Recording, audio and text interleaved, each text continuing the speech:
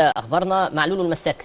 بص يا كابتن، معلول زي ما قلنا الفتره اللي فاتت كان في هولد على الموضوع. الهولد مش فني، الاهلي عايز علي معلول وكولر عايز علي معلول، ولكن كانت المشكله الكبيره كلها في راتب علي معلول، ان الاهلي شايف ان الفتره الجايه ممكن يبقى من صعب توفير العمله لراتب علي معلول. ولكن الموضوع كان اتعمل له هولد فتره وخلاص، الاقرب ان علي معلول هيمشي. ولكن علي معلول اكد بشكل صريح في اجتماع النهارده ان هو عايز يجدد لعلي معلول باي رقم. قال لهم كده: جددوا لي لعلي معلول باي رقم، انا مش شايف اي بديل ليه. ولو علي معلول يعني مش هتجددوا له ومش هيفضل داخل النادي الاهلي، ما تقولوليش هاتوا لي بديل، لان انا ساعتها مش هجيب بديل، لان انا مش شايف ان في بديل زي علي معلول. فبالتالي الاهلي هيقعد مع علي معلول تاني. كان يعني عرض النادي الاهلي ان علي معلول ياخد بالمصري وانه ينزل الفلوس بتاعته لحوالي $800,000، ولكن يعني 800 ما يعادل $800,000. ولكن بقول لك يا كابتن العرض ده هيتغير وهيكون في عرض جديد لعلي معلول. هيوافق بقى عليه مش هيوافق عليه، دي قصه ثانيه. ولكن دلوقتي الاتجاه داخل النادي الاهلي هو التجديد لعلي معلول.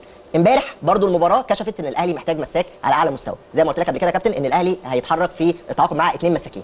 دلوقتي برضو بالنسبه لمستر كولر شايف ان في مساكين مصريين كويسين واحنا اتكلمنا في اساميهم، ولكن شايف برضو ان المكان ده لو علي معلول استمر ولو